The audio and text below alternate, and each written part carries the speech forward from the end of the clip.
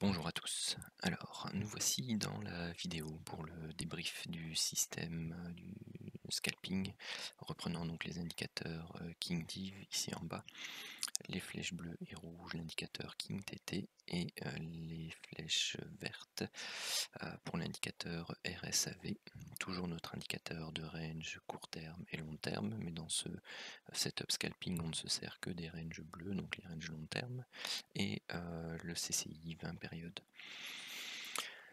Alors, ici on commence par la première alerte au niveau du KingDiv qui a été validée au moment de la cassure ici par cette bougie là de l'oblique baissière. Donc pour rappel, les divergences on les valide soit par cassure ici de ce type de diagonale ou de canal, ou sur une figure chartiste ou une figure en chandelier japonais forte.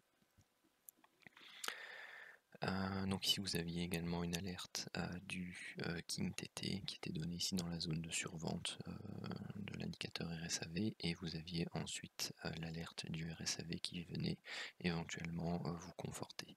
Donc on a ici un premier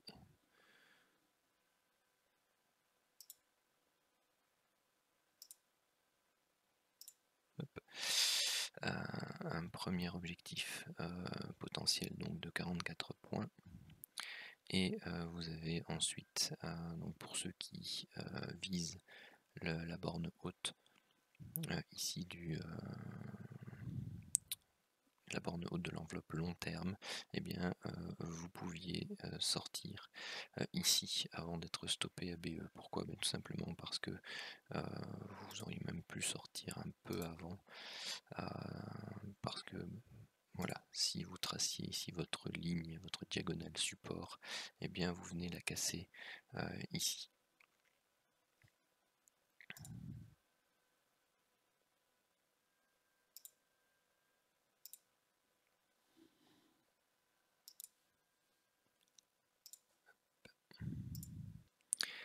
Voilà, donc ensuite l'alerte suivante c'était celle-ci du KingTT. Donc on est en période de range. Bon, on est au milieu ici entre la borne basse de la zone grisée et la bande inférieure de l'enveloppe long terme, donc c'est le genre d'alerte qui peuvent se prendre. Et bien celle-ci ne passe pas, donc c'est un stop loss à moins 30 points. Celle-ci, pareil, sauf que bon là le stop tient et on va chercher l'objectif ici sur la bande de l'enveloppe du KingTT. Donc là on fait 20 points. Pareil pour celle-ci qui fait 25 points. Ici l'indicateur ne l'a pas donné, mais vous aviez une magnifique divergence ici au niveau de l'indicateur KingDiv. Pour rappel, vous pouvez prendre celles qui ne sont pas données, à condition bien entendu de valider de la même façon. Donc ici vous aviez deux possibilités de valider. Donc vous aviez ici la trendline supérieure qui est celle-ci, et vous aviez ici celle du canal baissier qui prenait fin. Donc ici, comme on était en zone de survente, moi j'ai considéré ici la sortie de la zone de survente par la cassure de ce canal. En plus, pour moi ça correspond à une diagonale de terminaison en Elliott. Donc vous aviez ici une vague 1, une vague 2, une vague 3, une vague 4 et une vague 5, donc en plus avec ce qu'on appelle une extraction, et puis hop, la cassure du biseau baissier, donc de la diagonale d'initialisation, de terminaison pardon, et puis hop, c'est parti. Donc là ici on part de là jusqu'à la ligne de tendance long terme, donc ici on fait 50 points, et si on va rechercher l'enveloppe supérieure, hop, qui est juste après, juste ici, voilà, vous faites 105 points. Ensuite, cette alerte-ci est dans la zone grisée, donc on ne la considère pas. Celle-ci, elle est en zone de range et elle est dans la partie basse de l'enveloppe long terme, et en plus elle est dans le sens de notre divergence. Donc celle-ci peut être prise et nous donne plus ou moins 35 points. Ensuite, eh bien, toutes celles-ci sont dans la zone grisée, donc on ne les considère pas. Celle-ci, malgré qu'elle soit très intéressante, eh bien, la bougie signale qui est celle-ci clôture dans la zone grisée, donc on ne considère pas cette alerte. Celle-ci non plus, puisqu'elle est toujours dans la zone grisée. Et ici, en fait, vous allez avoir ça de temps en temps sur l'indicateur. Vous avez le point haut qui est ici. Et il fonctionne par zone. Donc ici, c'est qu'il a considéré une zone qui était un peu trop grande. Et en fait, il considère ce point-là et ce point-ci pour travailler la divergence. Donc préférez les divergences où il vous montre quand même une zone relativement proche du sommet. Ici, on a eu un grand écart déjà de 425, 50, donc déjà de 25 points, donc c'est beaucoup. Donc celle-ci n'est pour moi pas valide, d'autant plus que si vous traciez ici votre canal ascendant, et bien de toute façon elle ne venait pas valider la cassure du canal ascendant. Ici donc il n'y a pas de divergence validée non plus. Par contre, celui-ci bien pouvait être pris dans le sens de la tendance parce qu'il n'est pas en range et il est dans la partie supérieure. Donc vous pouviez éventuellement attendre un peu plus, qui était la cassure ici du canal correctif. Et comme vous étiez déjà sur le TP, eh bien vous pouviez, c'est le genre de trade en fait que vous auriez pu laisser courir jusqu'à la cassure ici du canal. Donc c'est pour ça que je l'ai noté ici, et donc vous auriez attendu un peu plus au niveau de la sécurité, mais vous auriez fait un trade de plus ou moins 85 points au lieu de 10 qui ont été considérés ici dans le décompte. Alors cette divergence-ci, eh bien, c'est validé beaucoup trop tard, donc on a déjà refait un nouveau plus haut à ce moment-là au niveau de l'indicateur, donc celle-là, on l'oublie. Ici vous avez une divergence en 3 points du CCI. Alors faites attention à ce genre de divergence. Donc vous voyez que vous baissez, vous êtes en gain, vous remontez, et puis n'hésitez pas à vous mettre à BE après cette bougie là.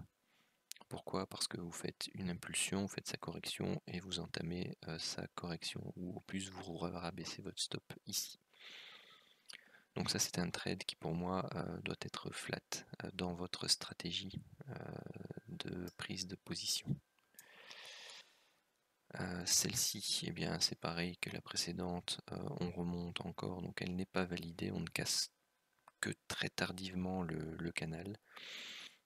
Donc celle-ci, elle n'est pas valide, et vous verrez que cette condition de cassure de canal vous permet de filtrer correctement l'ensemble des divergences données par le King Div.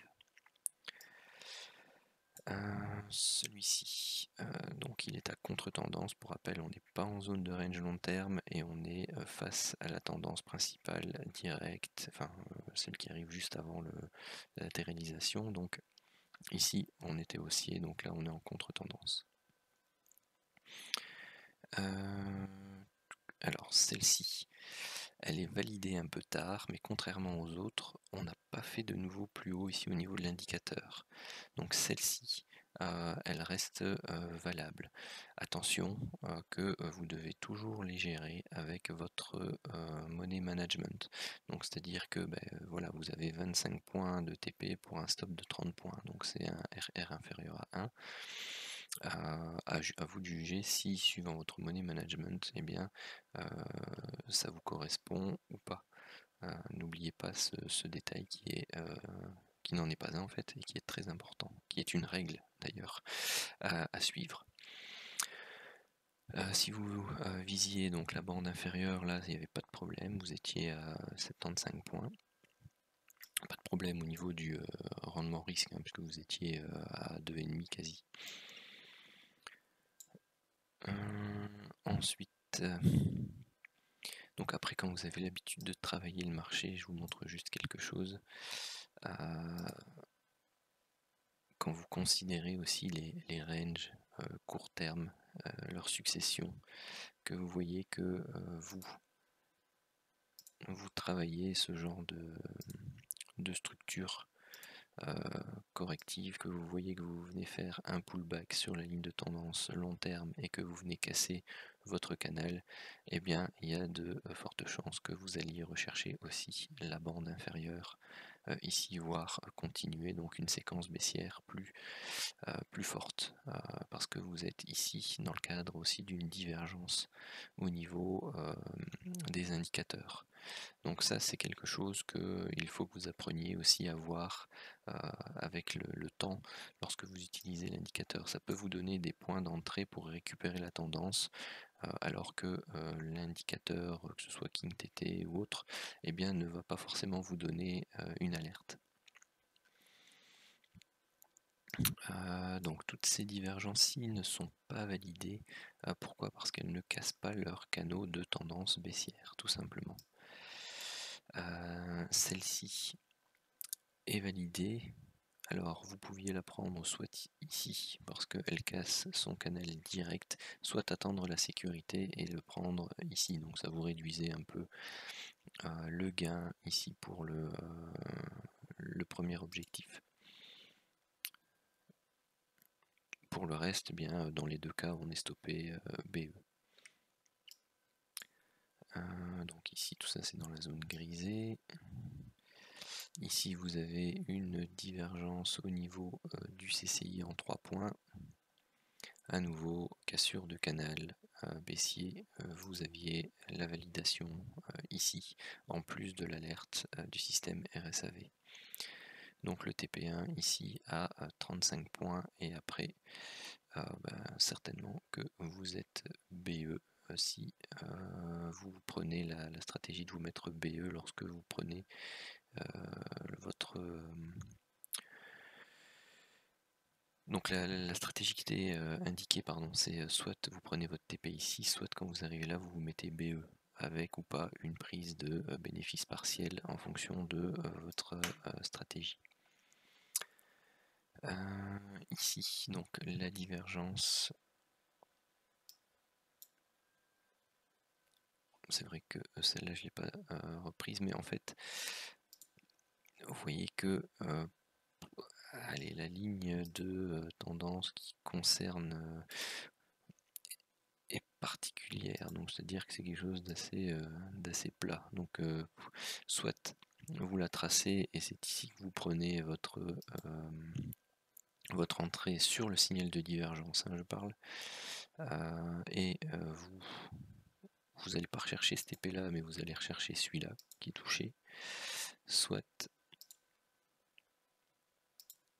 vous tracez votre borne basse ici de canal et vous la reportez sur le dernier point le plus haut, et vous prenez position à la cassure de cette borne haute là, et donc vous prenez position ici. Et là pareil, bon, le TP est très court, donc vous allez certainement rechercher cette zone là. Donc moi ici j'ai considéré uniquement l'alerte du KingTT avec le TP ici. Mais si vous rajoutiez on va dire en partant d'ici pour une belle cassure, la divergence, et bien vous ajoutiez ici 70 points.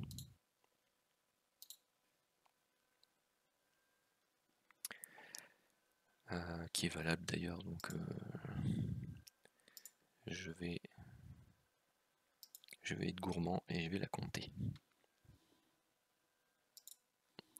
Et donc voici les résultats pour cette première journée au niveau des alertes et des prises de position possibles suivant ces alertes, donc suivant les règles définies dans les précédentes vidéos. Donc pour le setup 1, donc là où on prend notre TP au niveau des divergences, au niveau de la ligne de tendance long terme, il y avait une possibilité de 295 points, 11 trades gagnants, 2 perdants, 1 ABE. Et pour le setup 2, là où on va prendre le TP sur la bande opposée de l'enveloppe long terme, on avait 360 points de possible, 9 trades gagnants, 2 stop loss et 3 ABE. Vous voyez également aussi que je suis en train de modifier les résultats donc de janvier. À la base, j'allais pas le faire, mais finalement, suite à des demandes, eh bien tout simplement, je réintègre également le, les résultats liés au KingDiv qui a été ajouté ici fin du mois. Et donc vous voyez que eh bien, il apporte encore son lot de points en plus potentiels. Donc il me reste tout ça à faire, puisque j'ai déjà fait ces 2 dernières journées-là. Donc il me reste, ou non, il me reste les 9 journées ici encore à retravailler en fonction des signaux du KingDiv. Et j'aurai donc le bilan final des points qui étaient possibles au niveau du mois de janvier avec le système de scalping. Donc c'est scalping et intra lorsque l'on travaille les divergences, hein. Donc ce sont les deux réunis. Donc il faut que vous ayez conscience également que même en travaillant sur le Santic, lorsque vous tracez vos zones de support et de résistance horaires ou 15 minutes, voire même H4 ou journalière, eh bien vous avez la possibilité d'entrer en position pour du swing, donc de manière très précoce, grâce à ce système sur le Santic, voire de faire donc du swing long, du swing court à moyen. Donc si vous rentrez sur des zones horaires ou M15, et vous savez facilement travailler le sens de la tendance également. Donc comme vous le voyez régulièrement, donc vous avez des prises de position lorsque vous avez l'indicateur de range long terme qui est en place pour jouer justement les ping-pong dans ce genre d'environnement. Mais vous avez aussi des prises de position dans le sens de la tendance précédente lorsque l'indicateur de range n'est pas actif. Et donc ça vous permet également de rentrer en position pour prendre enfin voilà, comme par exemple celui-ci, oui, dont je n'ai pas parlé d'ailleurs. En fait, tout simplement, celui-ci, bon, je l'ai compté perdant parce que je pensais que le marché allait remonter, mais en fait, le point le plus haut est ici, donc on est à 28,5, donc bah, les spreads, donc il est perdant, mais vous voyez que celui-ci est donné alors qu'on n'est pas en période de range, et il vous permet de rentrer à un niveau qui est relativement correct. Celui-ci, pas encore mieux forcément, mais bon, il est après 21h30, donc comme je m'arrête à 21h30, je ne le compte pas. Alors que eh bien, c'est un signal, pardon, c'est une alerte qui était tout simplement magnifique pour une reprise dans le sens de la tendance principale qui était baissière ici. Donc vous étiez baissier, latéralisation, vous faites une correction latérale et vous avez une reprise sur les niveaux, sur ces niveaux-là, donc un peu plus haut, et ça vous permet de re-rentrer dans la tendance de la journée. Donc c'est vraiment un indicateur polyvalent, donc il vous permet de faire du scalping, il vous permet de faire de la reprise de tendance, de travailler la tendance, de prendre des trades intraday et voire swing. Donc il est vraiment complet à partir du moment où vous avez une vision d'ensemble de votre actif. Donc voilà pour la petite parenthèse. Voilà, c'est tout pour le débrief du jour. Je vous souhaite une très bonne soirée et si vous avez des questions, surtout, n'hésitez pas à me les poser.